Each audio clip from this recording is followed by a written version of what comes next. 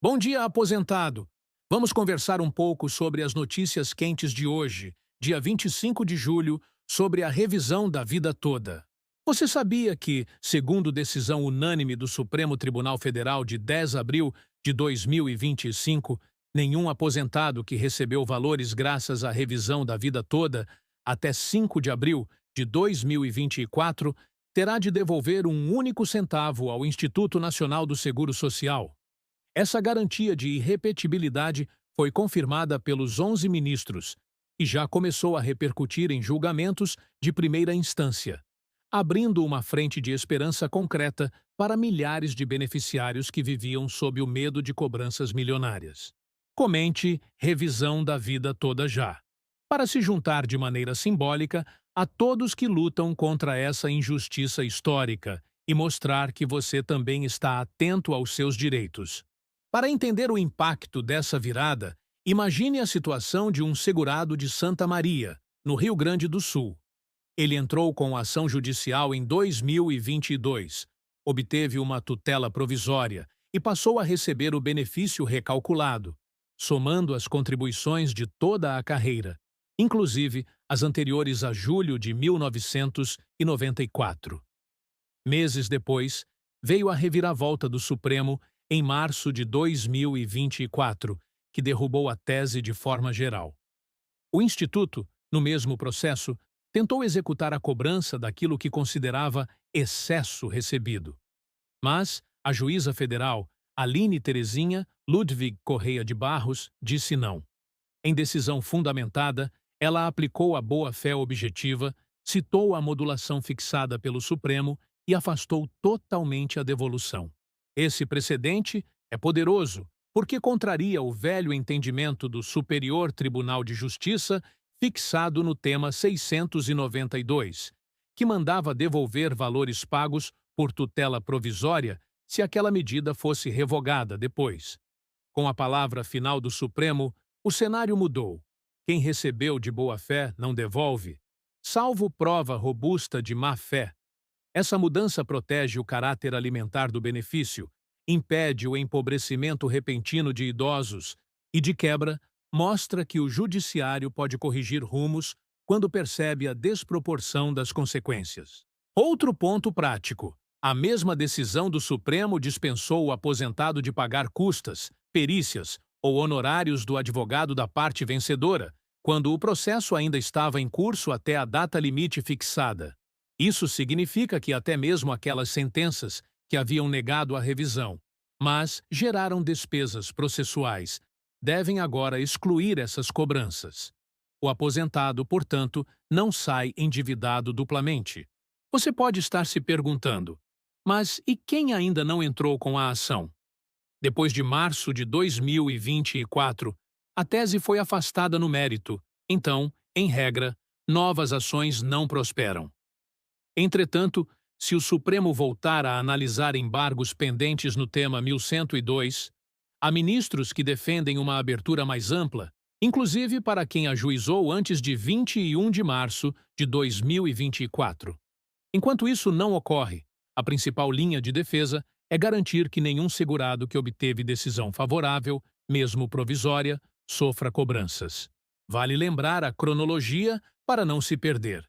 Em 1º de dezembro de 2022, o Supremo reconheceu a revisão da vida toda por 6 votos a 5.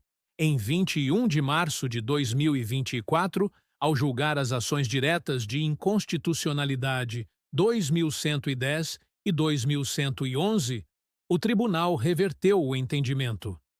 Em 5 de abril de 2024, foi publicada a ata que oficializou essa virada. Em agosto de 2024, os recursos buscavam limitar os danos, mas só em 10 de abril de 2025 saiu a modulação final, que garantiu a irrepetibilidade. Parece um labirinto de datas, porém todas são cruciais para calcular quem está protegido.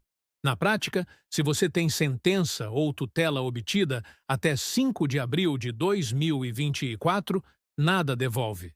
Se o seu processo estava suspenso aguardando a decisão final, procure seu advogado para averiguar a possibilidade de extinção das cobranças de custas e honorários. Se o INSS insistir em executar valores, a jurisprudência mais forte hoje, refletida na decisão da juíza de Santa Maria, aponta que deve ser ajuizada ação própria, e só com demonstração clara de má-fé é que a devolução poderia ser cogitada. Outro detalhe importante. A decisão reforçou que a suspensão nacional dos processos, determinada pelo ministro Alexandre de Moraes em julho de 2023, perde efeito no tocante à devolução. Ou seja, mesmo processos parados podem seguir apenas para declarar quitadas as verbas recebidas de boa-fé, sem risco de execução inversa. Isso destrava milhares de demandas que passaram meses congeladas, trazendo alívio financeiro e emocional aos segurados. Agora, sobre a modulação restrita.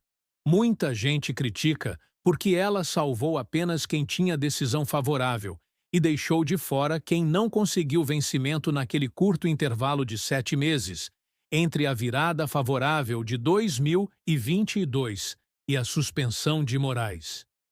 É legítima a crítica, pois 2 aposentados que contribuíram igual podem ter destinos diferentes por puro azar processual. Contudo, enquanto o Supremo não amplia a abrangência, a estratégia jurídica deve focar na boa-fé e na segurança jurídica daqueles casos já cobertos.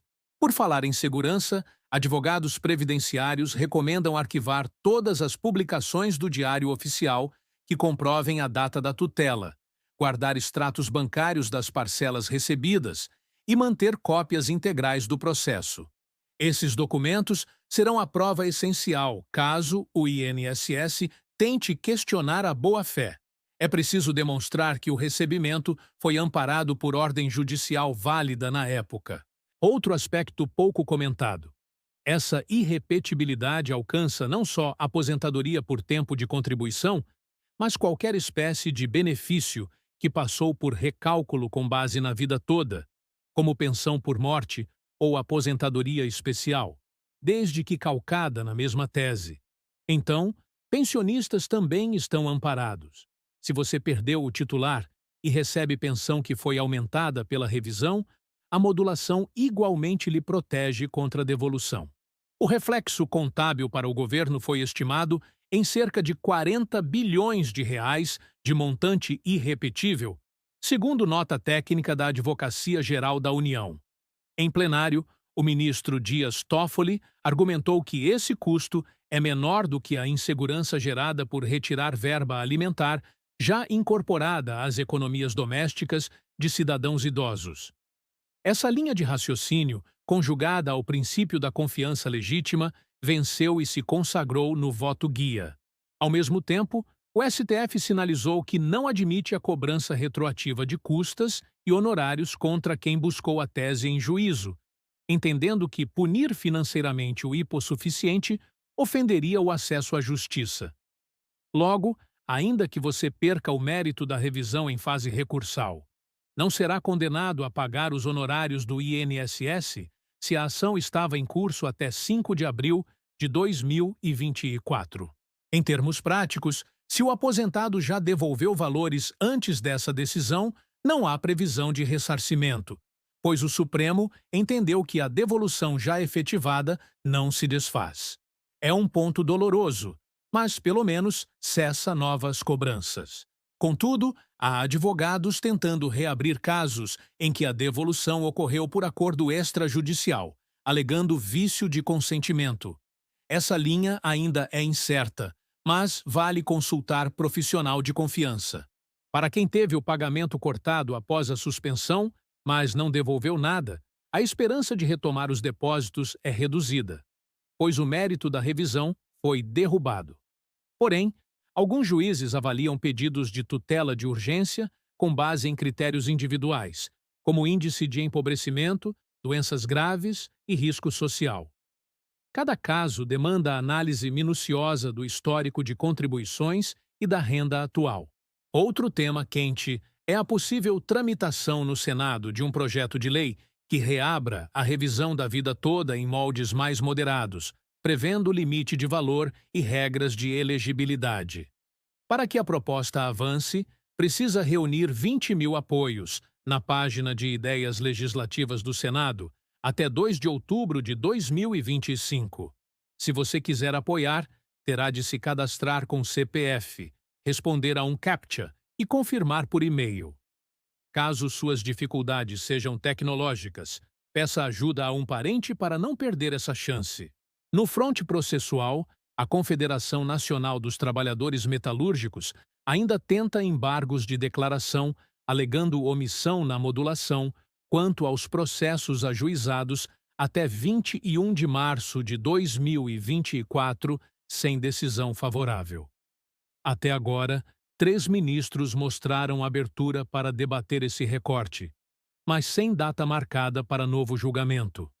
É fundamental acompanhar o andamento no portal do Supremo. Enquanto isso, as turmas recursais dos juizados especiais federais começam a aplicar o entendimento da Corte em série de acórdãos, rejeitando execuções de devolução promovidas pelo INSS. Isso cria uniformidade e reduz o volume de recursos extraordinários que chegariam a Brasília. Quem está prestes a recorrer deve instruir o processo com a ementa do Supremo e os recentes acórdãos das turmas para acelerar o desfecho favorável. Uma pergunta recorrente é se os bancos podem bloquear o benefício por iniciativa própria caso recebam ofício de cobrança do INSS. A resposta é não. O bloqueio só ocorre por ordem judicial específica. Se houver bloqueio indevido, cabe ação de danos morais e pedido de liminar para liberar os valores. Por isso, monitore seu extrato mensalmente e guarde os comprovantes de crédito. Falando em exemplos práticos além do caso gaúcho, no Paraná houve decisão semelhante na 2ª Vara Federal de Ponta Grossa, onde a magistrada destacou que o princípio da dignidade da pessoa humana impediria o ressarcimento de quantias incorporadas à subsistência, ainda que a sentença fosse anulada. Já em Minas Gerais, um juiz de turma recursal adotou posição mais cautelosa e determinou produção de provas sobre eventual má-fé antes de decidir a devolução, mas sinalizou que, ausente dolo, aplicará a modulação do Supremo. Do ponto de vista orçamentário, o Ministério da Previdência reconheceu que as cobranças seriam antieconômicas. Cada execução custaria, em média, 17% do valor discutido só em despesas administrativas, segundo estudo interno. Portanto, insistir na devolução poderia custar mais caro ao erário do que admitir a perda. Esse argumento reforçou a tese da AGU em plenário sobre a razoabilidade da irrepetibilidade. Para os advogados, a orientação é revisar todos os processos com tutela provisória revogada, protocolar petições informando a modulação, pedir extinção da execução e, se necessário, embargar a execução. Nos casos de cumprimento de sentença, deve-se arguir a inexigibilidade do título executivo.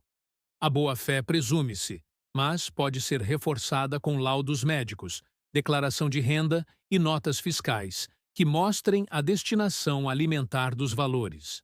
Em síntese, a mensagem que fica é de cautela combinada com ação rápida. Cautela para não ingressar com demandas fadadas ao insucesso após a virada de mérito. E ação rápida para evitar prejuízos naquelas execuções que já estavam em andamento. Cada dia de atraso pode significar bloqueio de conta, penhora de automóvel ou desconto no contra-cheque. Também é fundamental diferenciar revisão da vida toda de outros tipos de revisão, como o buraco negro, artigo 29, ou tese dos 25 anos. Quem confunde as nomenclaturas corre o risco de usar precedentes errados em petições. A vida toda foca no período anterior ao real, enquanto o artigo 29 corrige distorção de salários de contribuição posteriores a 1999. Misturar fundamentos pode levar o juiz a indeferir o pedido por confusão entre teses. Por fim, reforço que a luta pela ampliação da modulação continua. Entidades de classe planejam mobilização em 2 de agosto no Hotel Lex, no bairro Liberdade, em São Paulo, para pressionar parlamentares a abraçar a causa. Será uma manhã de palestras com entrada gratuita, café reforçado e espaço para perguntas ao vivo. Quanto mais presença, mais visibilidade. Em resumo, segurado, você que recebeu valores pela revisão da vida toda, até a data-chave de 5 de abril de 2024, está protegido contra cobranças. Se o INSS insistir, a base sólida na decisão do Supremo e em precedentes de primeiro grau para barrar a devolução. Mantenha a documentação organizada, consulte profissional de confiança e permaneça atento a novos capítulos deste tema que ainda promete reviravoltas, mas que hoje lhe garante o direito de manter o que já foi pago de boa fé.